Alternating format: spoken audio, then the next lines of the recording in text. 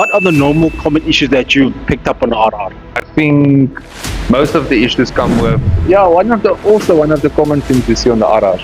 People don't. Would you be able to explain how the ship cam technology? So how the shift cam operates at a certain RPM. I think on the RRs. What are some maybe let's say 4 pieces of advice you can give for general motorcycle maintenance? Check your check. And then the next one? So check your oil level. The bottom rate, the top rate, and brake pads. Come in the front of the bike like this. Check through the front.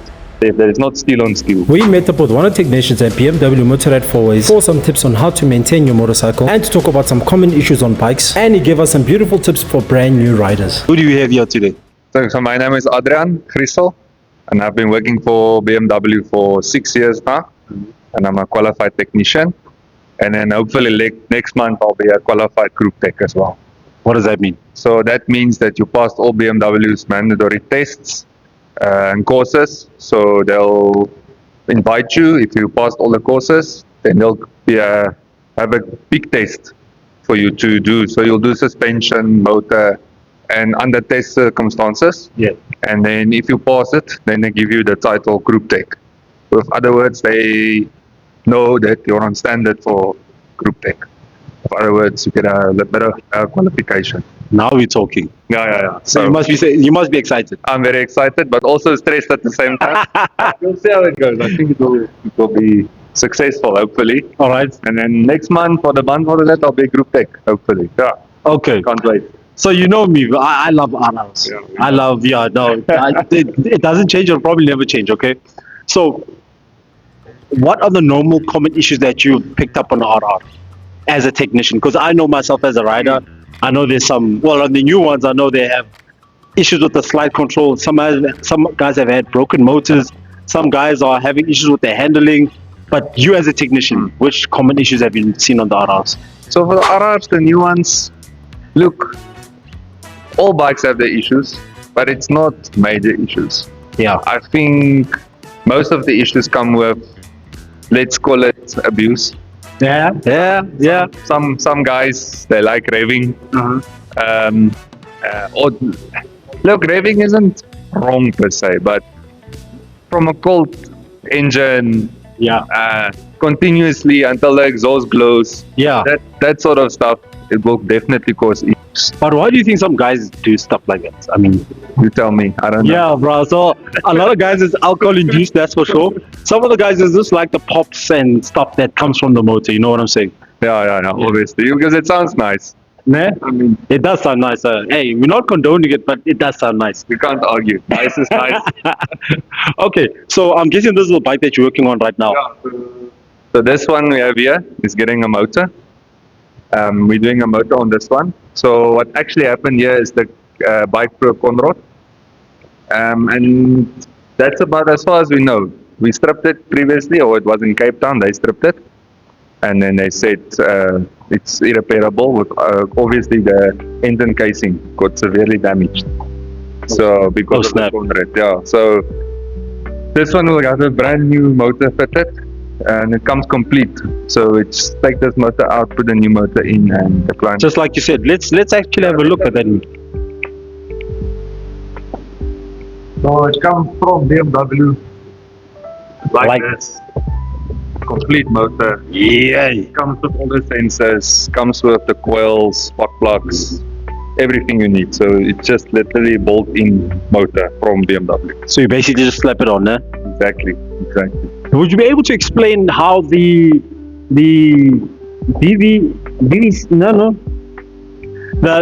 ship cam technology?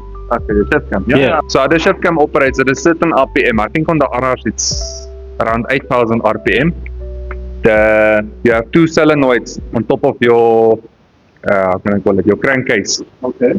The cover. So I can show actually the guys here. So you have these 2 solenoids, which actuates at around, I think it's around 8,000 RPM if I'm not mistaken. Okay. Then it physically shifts it physically shifts the intake cam.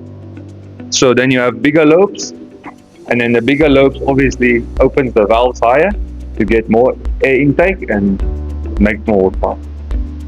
So, and then that's how it works, the basics of it. Okay. So it's a chip cam technology. So I'm guessing that this bike obviously revs up higher than like they say the 20, 40 and the old generation. Yeah, obviously. Yeah. But how do they make it that high? So with these motors, they have stronger valves, and stronger springs, because if you rev higher, your valves open and close faster. So then it means you need stronger springs, stronger valves, and that's why they increase the RPMs. On that motor that's over there, nah, it has a hole in it. Okay. How does a Conrod do that? Or what do you think is like a common thing that would? But anyway, let's go have a look and then you guys can see. Because I actually thought it was the chain that broke the motor, but actually it wasn't the chain. It was So the Conrod physically, so it breaks into two pieces, and then obviously the piece that's still connected to the crank side flings around on high RPM, and that's what like cuts physically a hole in the motor, or like you can see there, that damages it severely.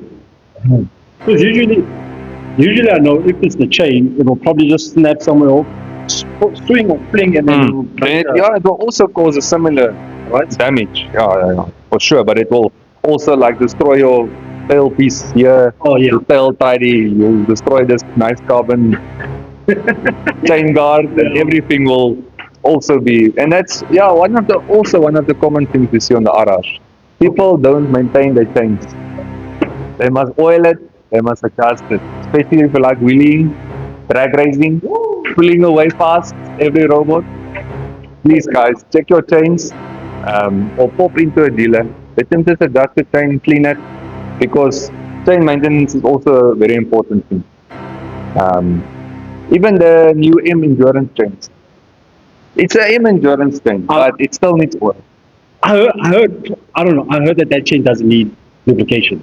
Look, it's better to have a bit of lubrication. I don't. I mean, you still have O-rings. Yes. The O-rings can still dry out. True that. So you need a bit of oil, obviously, to protect the O-rings. And it just helps keep a bit of rust away. Surface rust, rain, sometimes it's raining a week on end. Yeah. You're going to get that shavings from the chain that as it wears, that's going to make rust on the chain. Okay. So, yeah. What are some maybe let's say 4 pieces of advice you can give for general motorcycle maintenance? General motorcycle. Okay, that's not too bad. Check your chain, firstly. Yeah. Before every ride, or I'll say once every 500 to 1,000 km. Yeah. Just check your chain, oil it if necessary. Check your oil level. If your bike's hot, Okay, wait. Sorry. Before you move on, how can somebody see that a chain is loose? chain is loose. Yeah. So here at the bottom, it will like literally hang on the slider.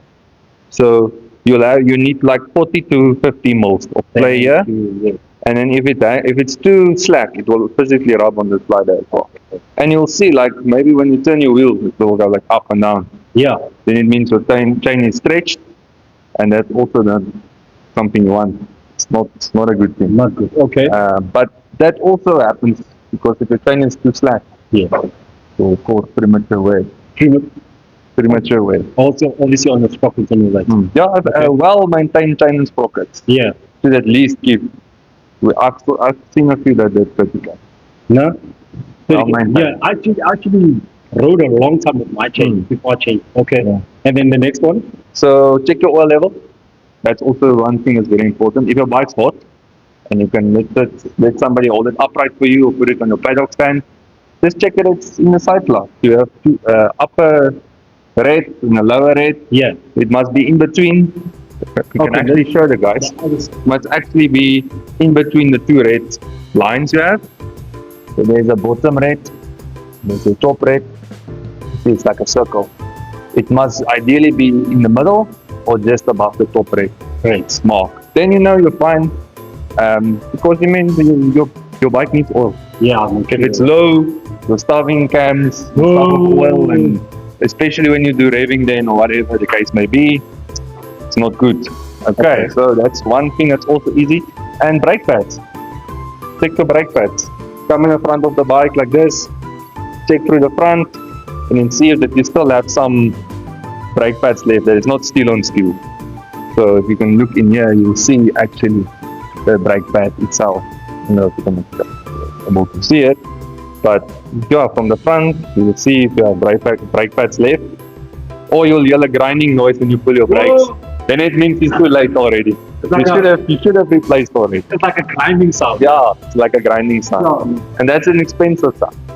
Give me 2 pieces of advice for a brand new rider. Brand new rider.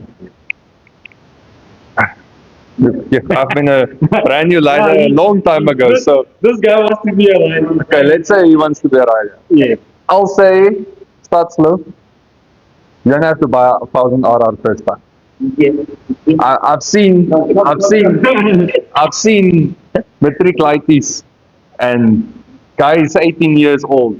Yeah. Daddy buys them a new 1,000 and they don't make it to 1 month later Yeah. No. because it's just too much power and your brain and your, how can I say, it doesn't comprehend Yeah. the speed and the horsepower yet.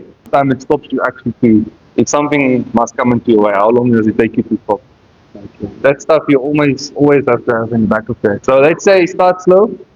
I'll say 400 cc. Or if you've never ridden a bike in your life before, 125. Yeah. You already started with Look, the- I don't with the love a 125 because it's enough speed to get you into danger, but not out of danger. Yeah. So I'll say like a 400 cc, something like that, and then depending on the rider you are and how confident you are, come to a 600 again, and then maybe 1,000.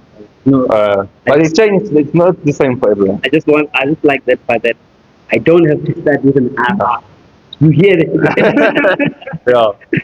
Start slow. Nobody's rushing you. Yeah. At the end of the day, it's your life that's on the line. Not your friends. How long can it take me to be ready for that? Sure, it's up to you. Because I'm fast. No, it's up to you. I know, Up to you. I'm very- You know what the big thing is? Confidence. Yeah. If you're scared of a bike, don't climb on it. Because when you're scared, that's when you get into danger. Okay. And then That's, the but- other, and when you get scared, so let's say you buy your 1,000 now, yeah, you're starting off, now you get a big scare. yeah, How do you climb back on it? With confidence. yeah. You understand? That's a big thing. Confidence is key. So build your confidence slowly. Like you don't become a doctor in one day. It's the same when starting to ride a bike. I'm saying It takes time. No, It takes time. I'll be confident Yeah. now. So start small, and if you can, maybe go to introduction to road riding or track riding, just to build your confidence and get the necessary tips and tricks and from a guy that's qualified in doing so. if you're able to. There's a lot of people that does courses, and it's an amazing boost to your confidence. Yeah, next time when I talk to you, you'll see my bike. Yeah, it's awesome. We'll see it. We'll work on it. Yeah. Okay, great. And if somebody wants you to fix their bike, where can they find you? So yeah, I'm at BMW Motorrad 4Ways. And then some people will maybe recognize me from BMW Motorrad Centurion. I was there before. Oh, nice. I was there for almost 3 years. Nice. And then I moved this side because I stayed this side. So it's a bit closer for me. So yeah, if you want to come and visit me, ask me questions, work on your bike, come and visit me at BMW Motorrad 4Ways. Yeah. Yeah. Because clearly you know what you're doing. Definitely. I won't say I'm an expert or the best out there, but I'm trying. I'm still learning every day, especially now on the RRs. I work on a lot of RRs now. In Centurion, you didn't really work on so much RRs. Mostly 1200s, 1250s, all that stuff. The normal commuter bikes. Yeah. But the RRs here is a lot. It's a so lot. I'm learning a lot. What does RRs. What does RR stand for? You said what? What? One right, one round. What? Round one right, one that. I have 2 bikes. I have 2 bikes. 2 wheels moves your soul, not just your body. Yeah, exactly. It's true. It's true. A car that makes me depressed. Yeah, 60 Ks in a car, it feels like 1,000 Ks. Feels like forever. And then on a bike, it's nice. Sharp.